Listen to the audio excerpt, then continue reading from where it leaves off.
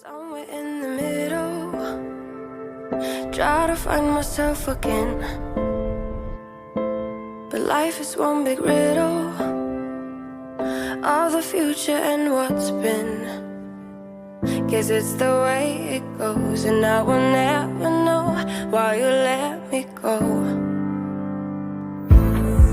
Look to the left, look to the right, nothing can stop me in the night, like I am leaving all the bad stuff and trying to remain so strong. I know it's good if I'm wrong. I got it, I gotta go, go, go, running to better times. Go, go, go, from my emotions I'll go, go, go, running to better times, to better times, to better times.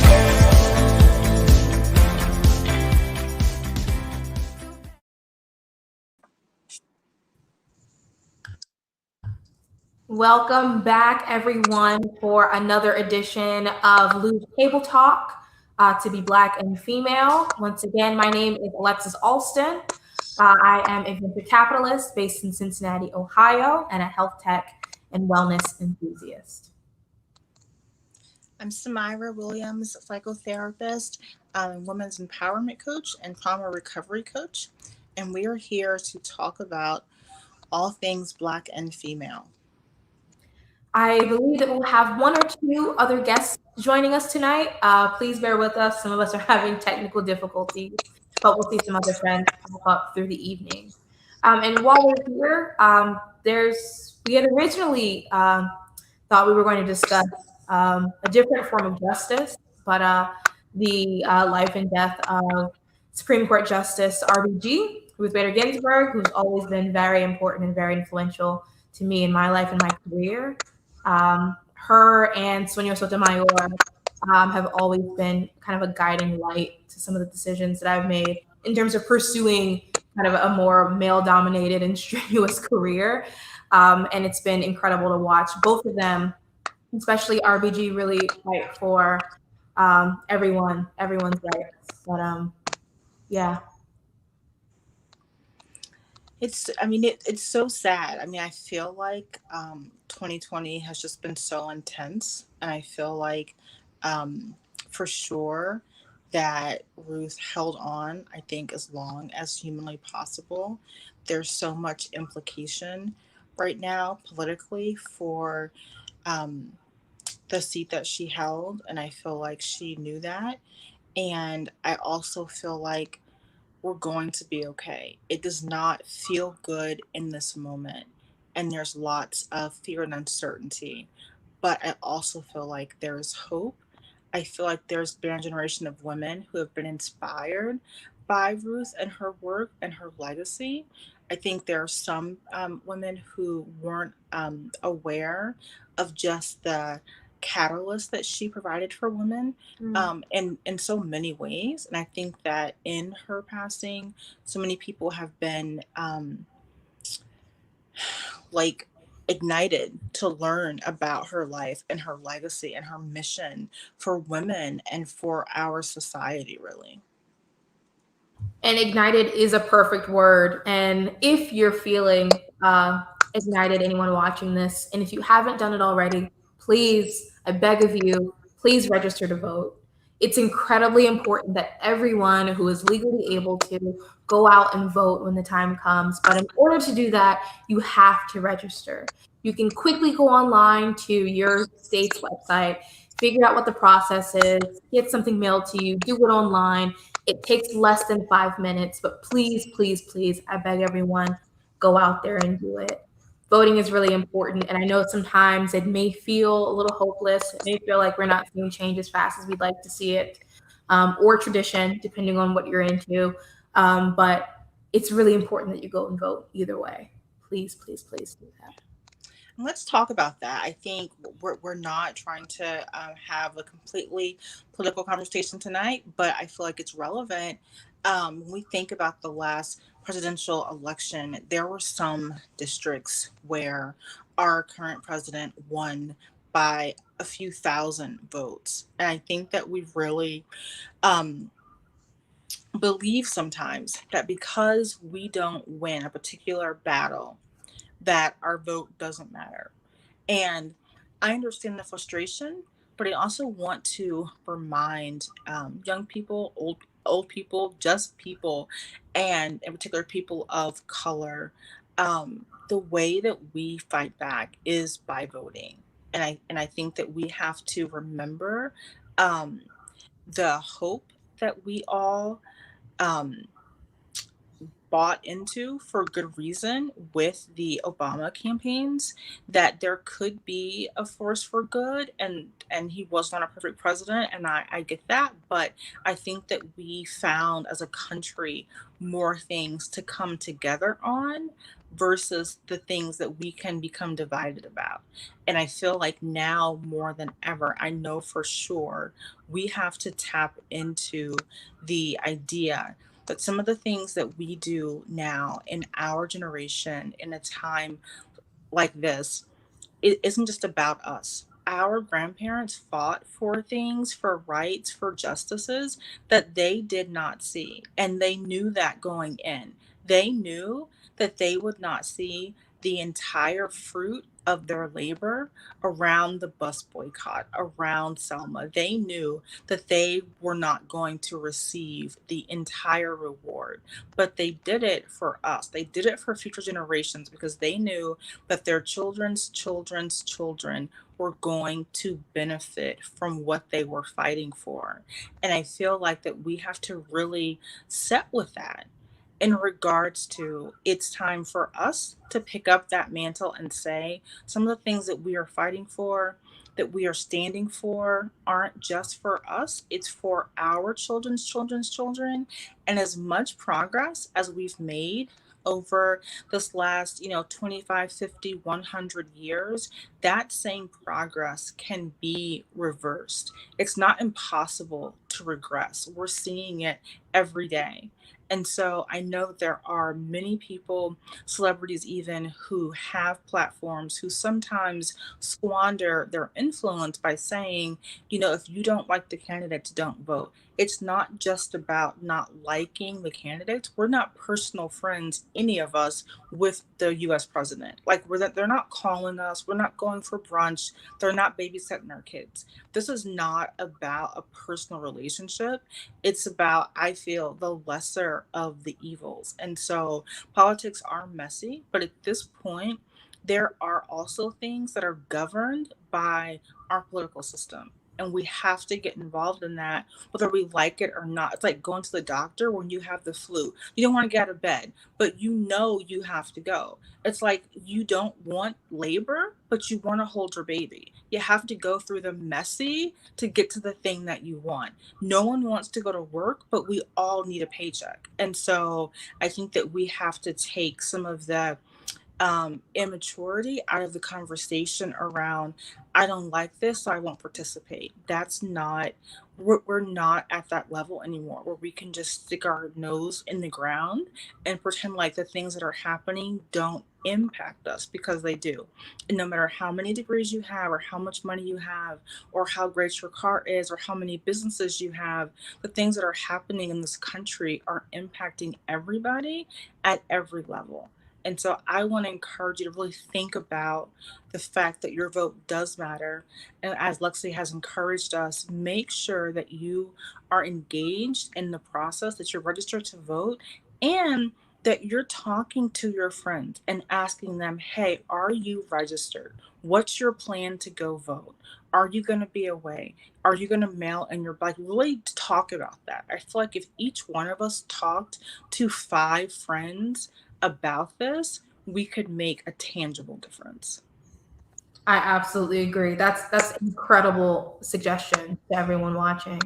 And there's also other ways to get involved too. If you're upset with what's happening and you're really passionate about seeing change, or if you're really passionate about keeping your candidate in office, either way, go out, help fundraise, make calls, send out letters. There are events you can attend. There's so many ways that you can help whomever you're interested in succeed and get to the finish line here. Your vote matters so much, but you can even do much more, much, much more. for either your party or a specific candidate that you're interested in. So please go out and do it. And it's bigger than just presidents, you know, that there's a whole ballot sheet. Some people don't fill it out all the way.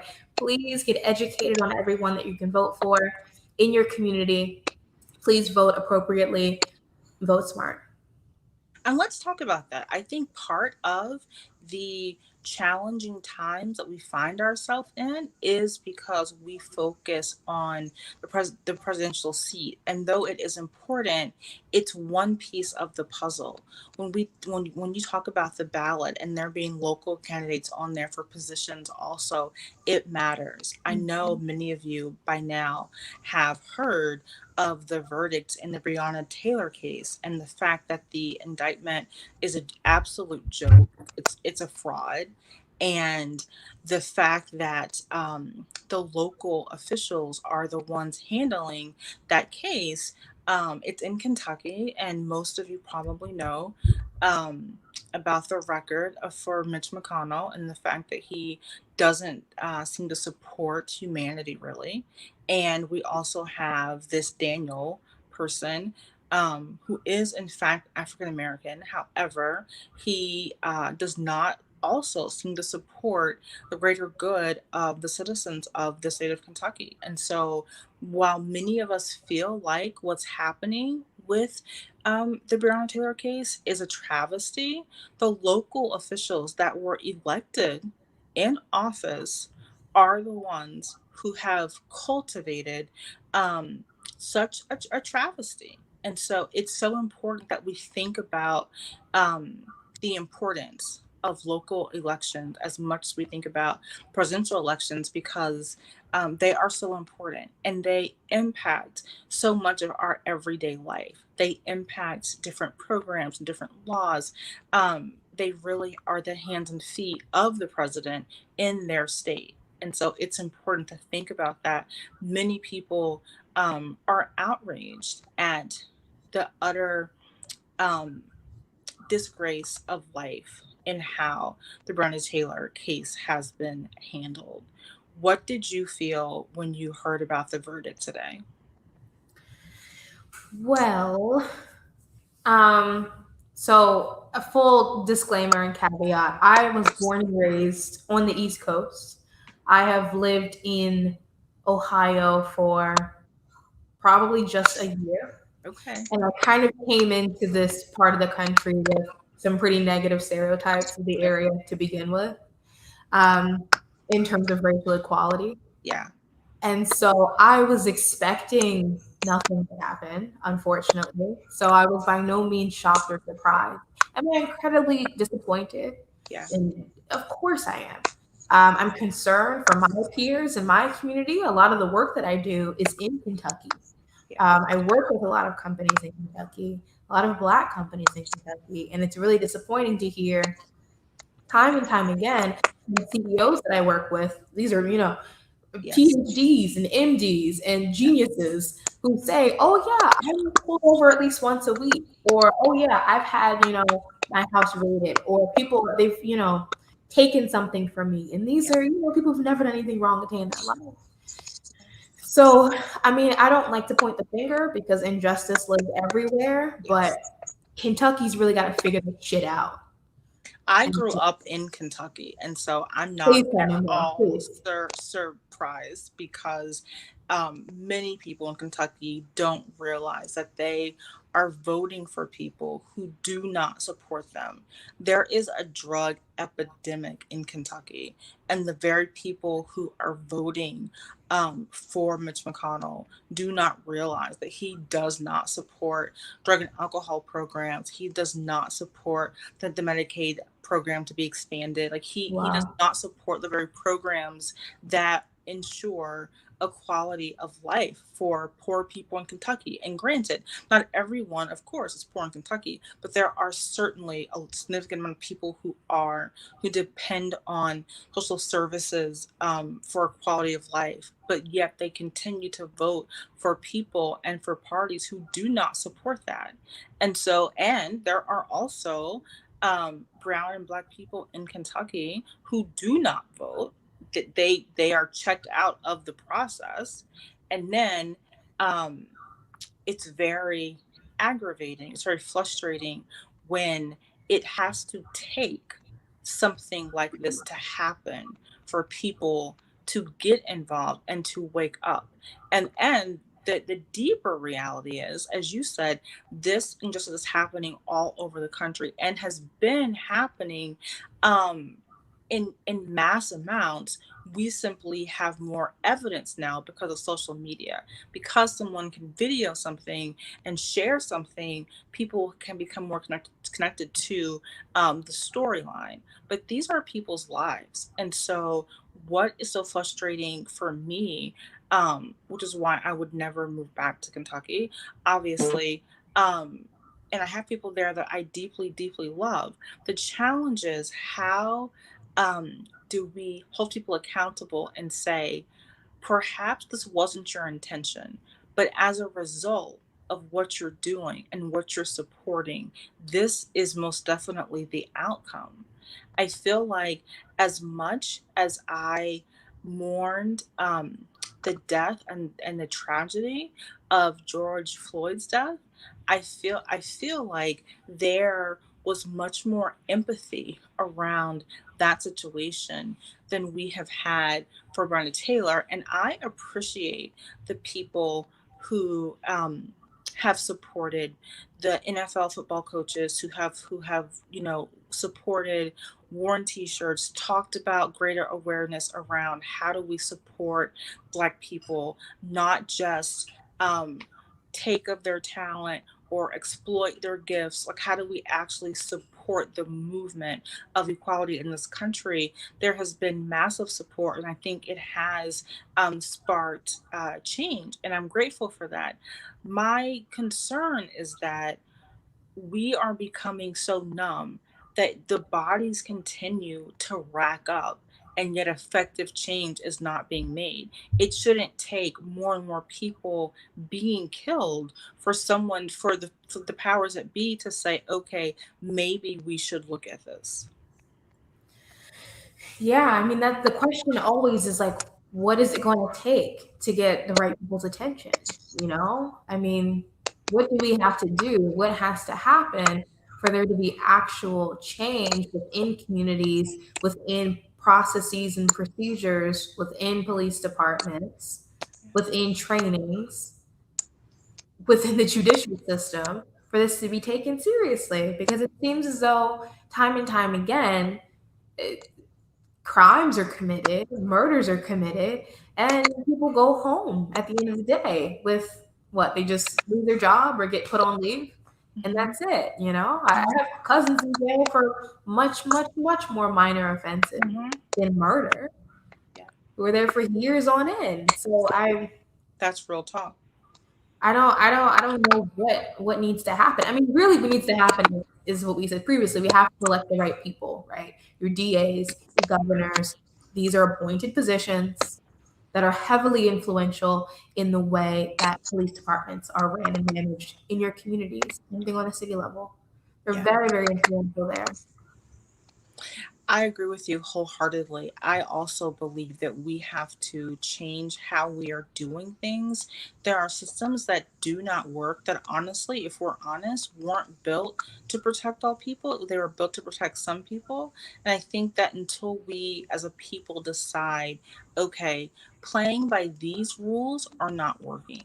So either we need to change the game that we're playing, or we need to create a different set of rules. I feel like one of the biggest arguments that has been made is the fact that you can be anti violence, anti murder, anti police brutality, and you can completely support the work of the good police officers and the good precincts that are supporting communities and are doing their job well and with empathy. And are following the rules. They're not murdering people, and they're not attacking people. They simply are upholding the oath that they took. And so I feel like even in that conversation, we can say what needs to be different in these police forces where we hold people accountable, where the people who are doing what they're supposed to be doing are honored for that and are rewarded for that. Um, and the folks that are not kept on the force. And I feel like it's the same thing in any profession. You can make the minimum grades in medical school and still get your degree in medicine. However, when you have your practice, if every other patient you treat dies, at some point the reputation is going to be he's not the doctor to go to. If you really have a medical illness, half his patients die. Like he's not going to build a reputation that he is qualified in what he does. And so I feel like we deserve to hold persons accountable for releasing their numbers. How many people are actually dying in police custody across the country, and honestly, of any race, but specifically Black and Brown people. I think that we have to start looking at what the stats are and looking at what investigations happened and which ones didn't happen. I think that we are not exempt from the things that we don't know. I think we have to get a clear picture of what's happening and then hold the officials that we've elected accountable. I also understand that for a lot of people, especially in this year, are burned out with their own life and they're burned out with what's happening in our world, and they have a sense of powerlessness. And I think even from the folks that I've talked with, my clients, peers, family, even, I think it's hard sometimes to know what is the next right action to take other than voting. I think we cannot, as we said, minimize the impact of voting. But I do think there is something real about compassion fatigue when people feel like I want to help, but I'm not even for sure where to start. And I hate to sound like a conspiracy theorist. Sometimes I am, sometimes I'm not. But that's exactly what they want. And we all can speculate as to what they is Yeah. or are, Yeah. but that's what they want. They want us to feel powerless and hopeless and feel like nothing we can do matters and feel like voting is useless and we should just stay home and turn off the news and just live in our own little bubble, because then they get to do whatever they want, right? They get to run your city, your state, your country, the globe in the ways that best suit their interests because you're tuned out. One of my favorite books is Brave New World Yeah. by Aldous Huxley. And one of the most compelling parts of that is, the society has given everyone this fake drug, Soma, and so no one cares. The future won't be ruled by force. The future will be ruled by everyone just tuning out. It's so true. That's such a beautiful example. I think our collective kind of numbing out and collective fatigue and our comfort level. I think that sometimes when we look at the things that happened in Puerto Rico, and there came a point where the people were in the streets protesting. They were protesting 24 hours a day. They had had enough. There was a debacle that happened. We played a part in that and how things were impacted after really the hurricane hit Puerto Rico. But after the natural disaster happened there, they were not getting the aid that they were supposed to get. What they were getting was not being distributed the way that it was supposed to be, and they had had enough. And it wasn't even about the rioting, but they were saying, we want everybody out. Everybody who played a part in this needs to get out of office, because had you been doing your jobs, we wouldn't be at this place now. And they created effective change. I am in no way promoting violence, but I also feel like there has to be a collective outrage sometimes before change is going to happen, because as we have seen so often with Kaepernick, but not just with Cap, there are people who have tried to protest peacefully and calmly, And that too has been discounted and disregarded. And so I do think there is power in the collective consciousness, standing up and saying, we aren't going to tolerate this like anymore. We're done hoping that things get better. hmm And one other avenue we didn't discuss, but I always like to remind people also keep track of where your money's going. Yeah. You can say that you don't support, insert person here Yeah. in this position in office. Okay, who funded their campaign? Oh, the CEO of your favorite sneaker brand? Stop buying the damn sneakers. Yeah. You know what I mean? Like, your money is the only thing that matters in a capitalist society in terms of what your voice is saying to these people. So if you don't want certain people in certain positions and you want to make real change, leave those brands behind, whether it be the Koch brothers or some other lobbying groups or a super PAC. It's really easy to figure out who's behind all of that. Stop supporting them.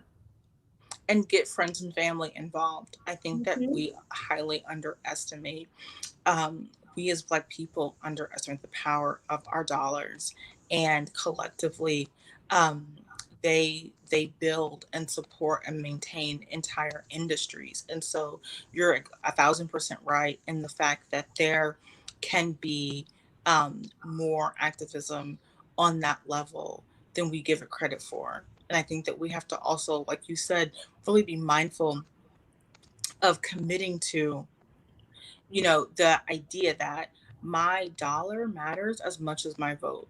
Mm-hmm. And the thing that all people understand is the power of the dollar. And when we take our dollars out of situations, we get people's attention.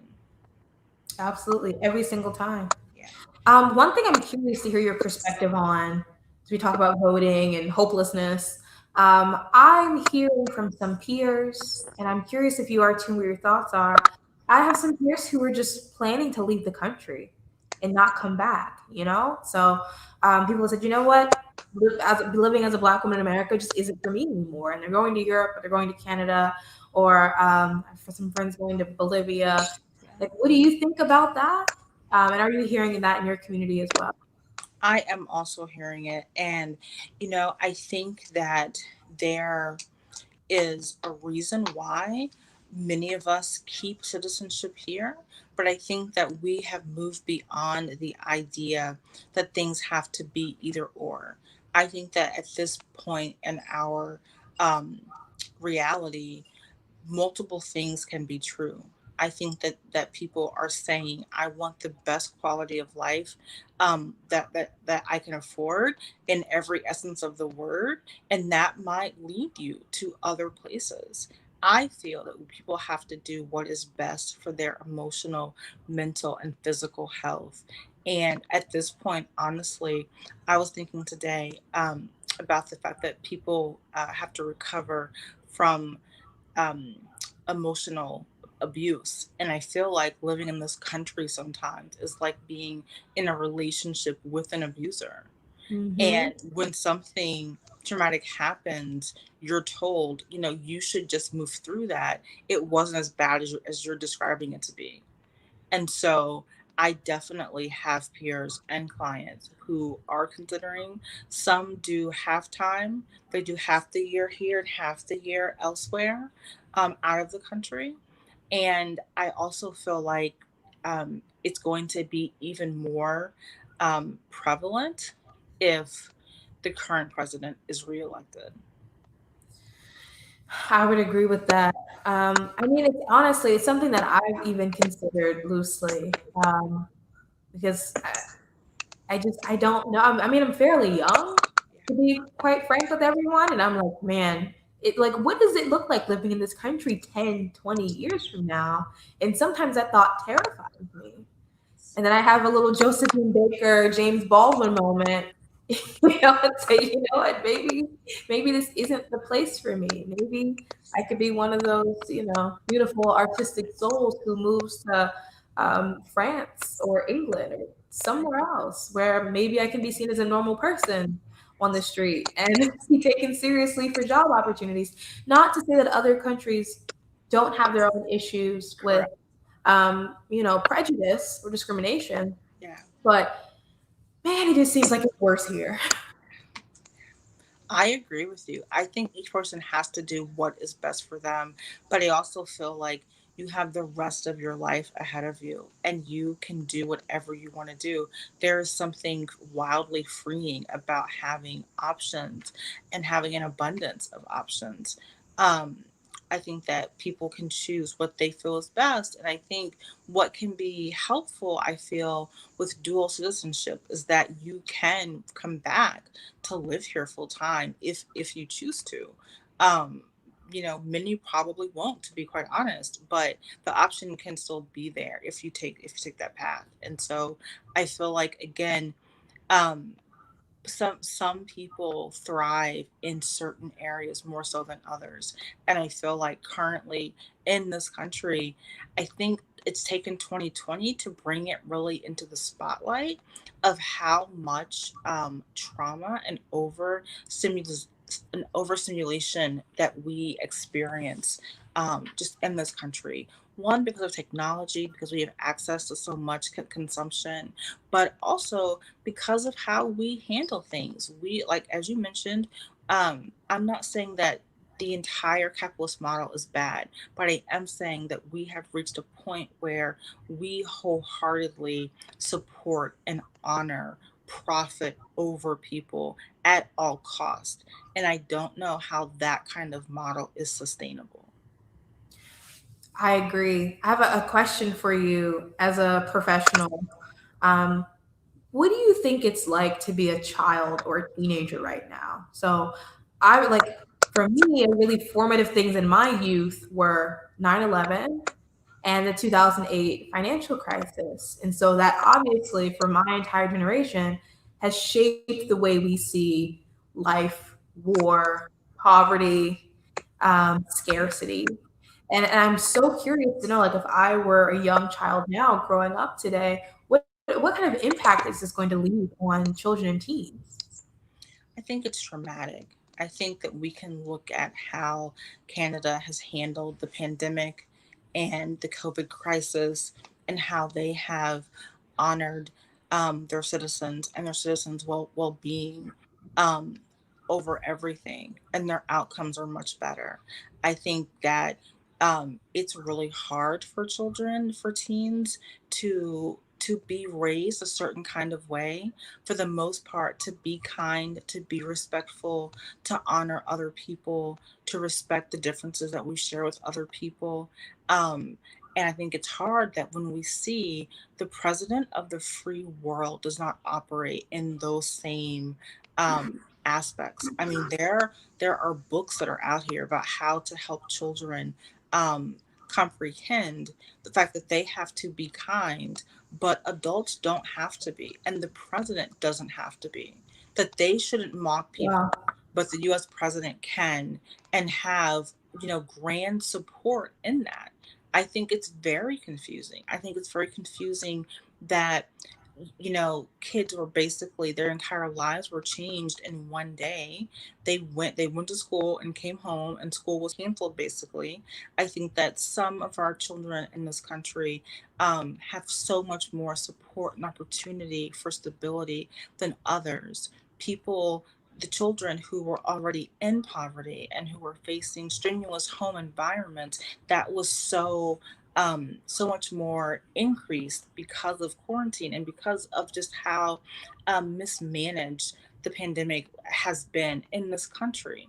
When there are, beautiful minded people who were able to say, these are best practices. If we follow this path, we are um, guaranteed to have a much better outcome, and those paths and those recommendations not be followed. I think that children pick up on parent stress and parent uncertainty of like, we don't know what's going to happen. And we're trying to reassure children, but children aren't stupid. And many children have access to social media and to technology. And so they understand that in some ways, um, outcomes are not great and there's no real end in sight.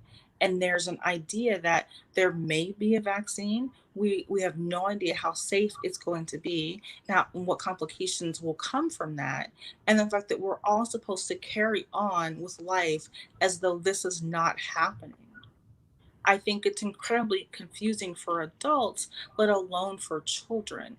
And the challenge with children, the same way with adults, is that children are not, even teens, are not always going to say that they feel upset. They're not always going to say that they feel angry or sad or depressed. They may um, not feel well, or they may be frustrated. They may melt down. They may have behavior issues, but they may not come out and say that they won't say I feel anxious. I think that we have to be honest about the suicide rate amongst children and teens and how it's steadily increasing. And there are people, in government who are not alarmed by these numbers, and how you know fixable it is. We can get mental health care for children. We can make that accessible. We can help to get the resources to the kids who need them the most. And in some ways, we're not. There are amazing people, teachers, staff. Um, there are people who, in all capacity, educators who are doing their best to provide safe environments for children at all cost. You know, having things in the park for them, where they can distance, and all these things that have happened during the summer. But now that school has started back, I think it is one reasonable for kids to be overwhelmed. It's reasonable for parents and caregivers to be overwhelmed. It's reasonable for um, there to be alternatives. Schools have to be open to receive federal funding. I get that schools can't be open for free. I get that. But there are ways to be open and still protect the physical and mental health of students and families and teachers and staff. And I really feel like things don't have to be all or nothing. There are other countries who are making pivots and are having healthier outcomes. So the model is there. I don't see how we can't do it. I think that it can be very overwhelming for children to feel such uncertainty and not really have an outlet for it. Because kids are so empathic, I think oftentimes they don't want um, to stress their parents out more than what they already are. So they keep it to themselves. Some kids will talk with other kids, but they don't always have the emotional capacity to navigate that. So I think that it's very real that our kids are strained emotionally. I think they're uncertain about what this year will look like, about what holidays will look like, about if they'll ever have a birthday party again. I mean, there are first world problems, but they're very real for children who experience life so differently 6 months ago. And I feel like we have put a lot of responsibility on children to be resilient and to bounce back, when, if we're honest, there are a lot of adults who are having great trouble being resilient and bouncing back. Wow, that's all of that's absolutely powerful and incredibly correct. Can we go back a little bit to the child and teen suicide rate?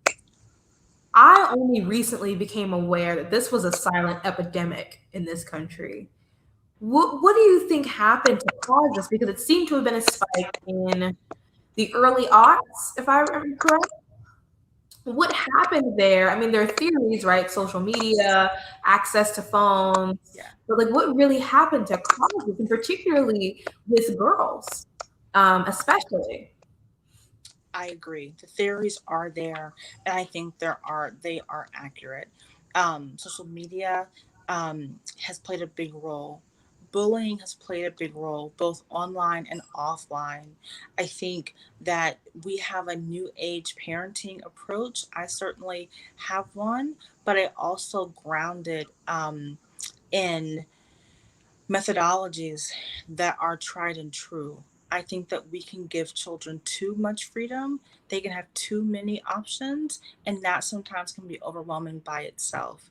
I think that we were a generation who our parents felt as though we had to be doing something. We had to be in school or doing a hobby or an Definitely. activity or working or something. You couldn't just be home in your room sleeping all day. And I'm not saying kids are doing that today, but I am saying that we give kids choice. Do you want to do this club? No. Okay. I Mm-hmm. think you should work. I don't want to work. Okay. That can't be the answer. And I think that because kids lack connection, we have more friends than ever and less connection than ever. We have more screen time than ever and less actual conversation and connection than ever. And the human body needs connection, it needs attachment.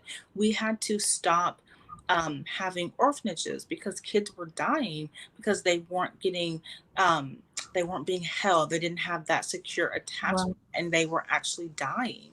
And so they realized there wasn't enough people to staff the orphanages. So there had to be different approaches, including the foster care system, so kids could go into families and be a part of a family unit, and the outcomes would be better. We, of course, know that isn't a perfect model. What we're saying is, neurobiologically speaking, we understand that kids need healthy attachment and connection. We do as adults. We need tribe. We need a village. And so I will say that social media has been one deterrent. I'll also say that I believe that we don't always honor the mental health and emotional health challenges of children. I think that sometimes it's easy to blow it off and say, oh, it's hormones, or oh, it's puberty.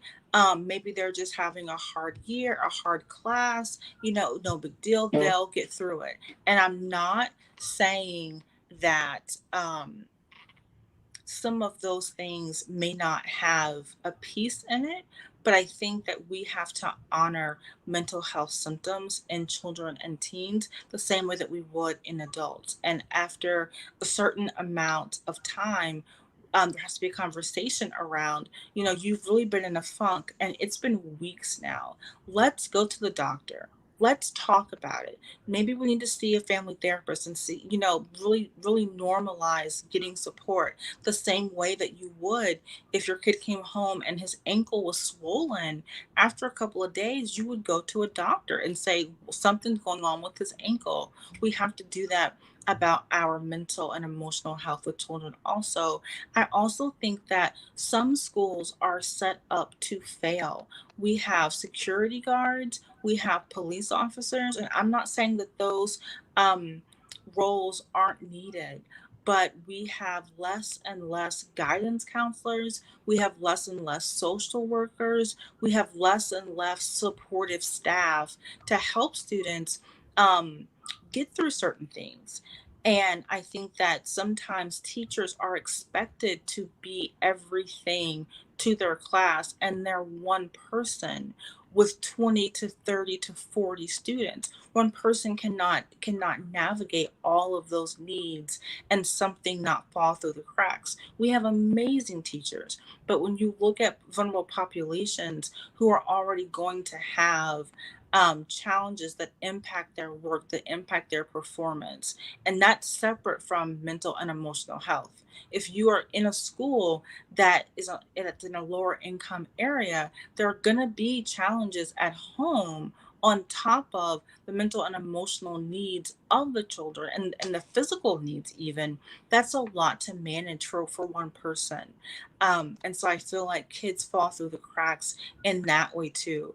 I will even say that there is some stigma in Black and Brown households about therapy, even now. And so sometimes the parents won't go, let alone say something's going on, with Jonathan. Maybe we need to take him to see someone. I don't think it happens. I also feel like, I think so many things that go wrong in this country come back to economic disempowerment.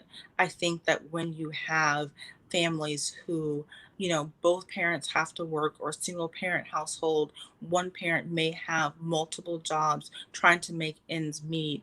There's less time and energy and capacity to really monitor the emotional and mental health of a child. You think, okay, they're going to school, they're passing their classes, they have friends, like they're healthy enough. And I think it's easy for parents to get caught up in going about the business of living, and providing care for that child, that some of the nuances can be lost. I also think that in some ways there's no media attention to the epidemic with these outcomes for children, let alone the fact that there are higher stats for Black and Brown children when it comes to suicide attempts and actual suicides, um, from 8 to 20. Those stats are not well known, and they're not broadly um, shared. And so everyone that I speak with about this who realize that the rates are high amongst children are utterly shocked and had no idea. Yeah. And my thing is, who do we have to educate about this, right? So I sit on a board of a nonprofit where we work to empower students and children with disabilities throughout their community. It's called the Special Needs Support Center. We're also thinking through this. Who along the chain do we need to educate to inform them, hey, you see these signs, your child may have a physical or mental disability or may have mental health issues. It's because it's more than just a teacher, right? Yeah. It's the teacher, it's the guidance counselor, it's the parents, it's the after school coach, it's the gym teacher, right? It has to be everyone. And how do we really create comprehensive education for these players in children's lives? It's the babysitter.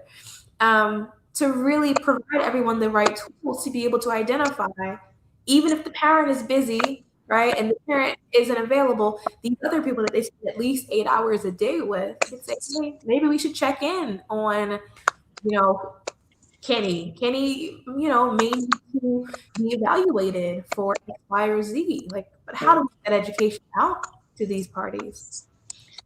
Two great questions. I think that we have to share it really with people on all levels, in schools, in aftercare programs, with sports. I think that we have to get back. We spoke last week about this idea of having a village. I think that kids are so fortunate if they have a village, because you have more than one set of eyes on the child. I think that you hit the nail on the head when you said the people who have eyes on the child really have to be aware and willing to pass on information, not from a punitive standpoint, but from simply, these are just some observations that I've been seeing. I hope it's nothing, but it could be something. How can we have this conversation? It might be that conversation from a teacher, sending, communication home to a parent and saying, these are just some signs. They have been really, on top of things, and it's slipping. Grades are slipping, their attention slipping. Is everything okay at home? Is there more support that I can give or that I can get for the student? I think it's communication.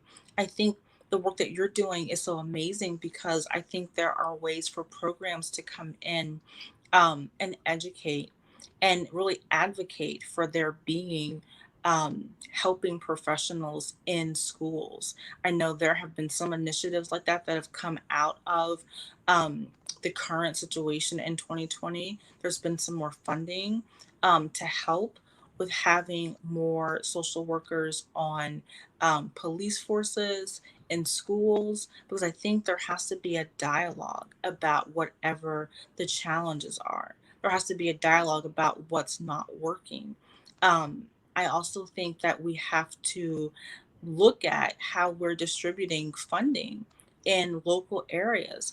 Um, I know there's been a lot of talk around defund the police, which is not actually a thing. Police should not be defunded.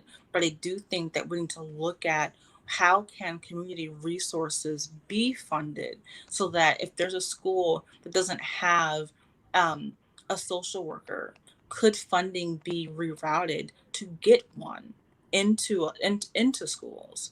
Could parents have special workshops where they could learn the signs and symptoms of depression, of anxiety? What are the actual emotional impact of bullying? We see bullying so much more now. Kids talk about it and they share their experiences, but just because the bullying has ended, is the impact of that experience gone away? Not always. And so I think that, that when we talk about kids who are more vulnerable, who just have challenging home environment, I think that we have to talk about how can we as professionals advocate for funding and support. There are many programs that we could perhaps get into schools to help um, decrease the stigma around mental health and mental health support.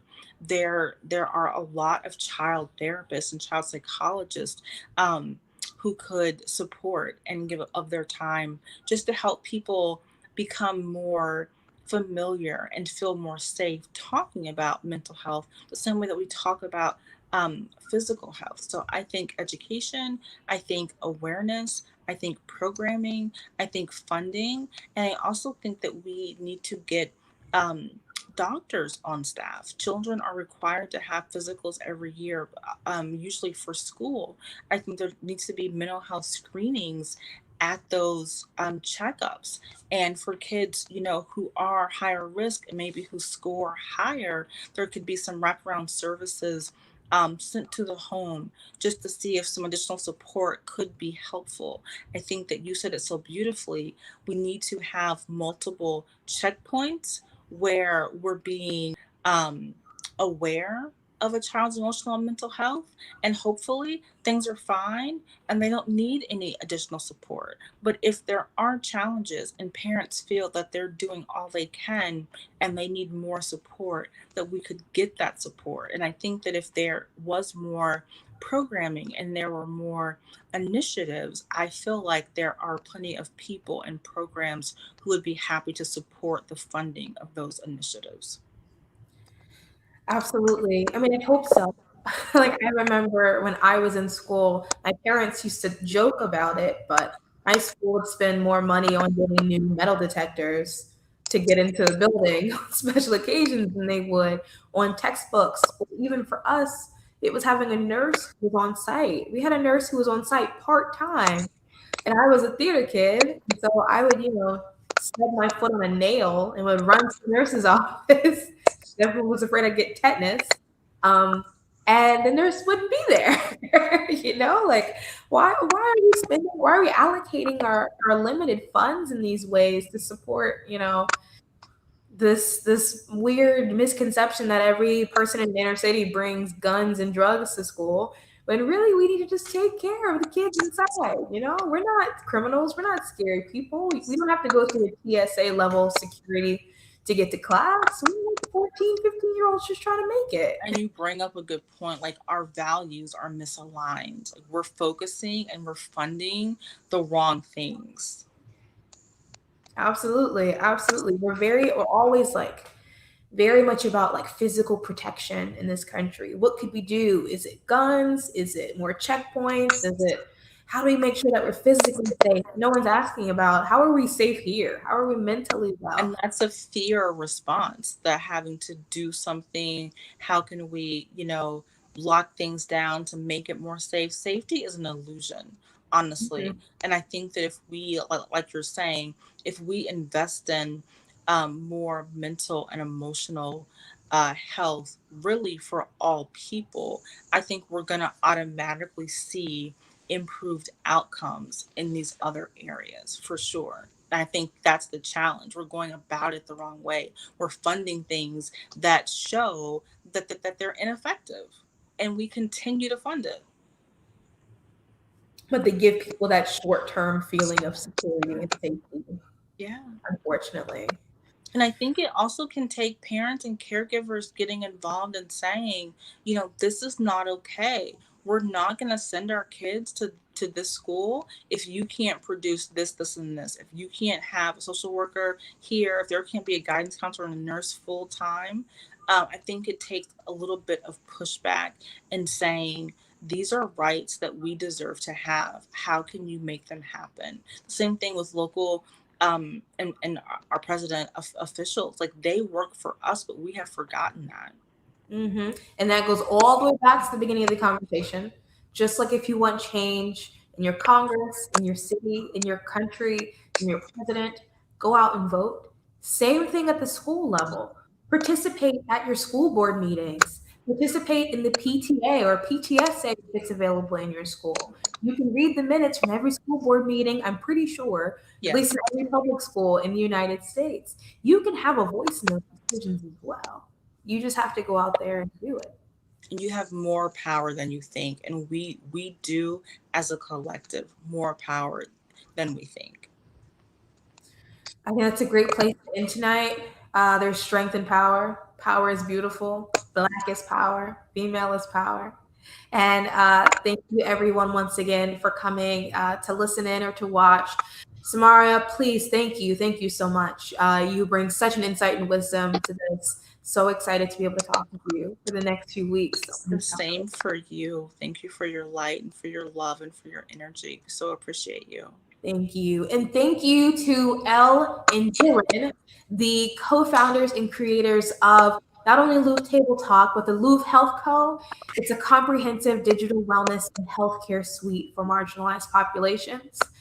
Incredible company, incredible team. We're really honored to be here with you all every week for the next few weeks to continue to talk about these incredibly important topics. Thank you again for coming. Good night, everyone. Be safe.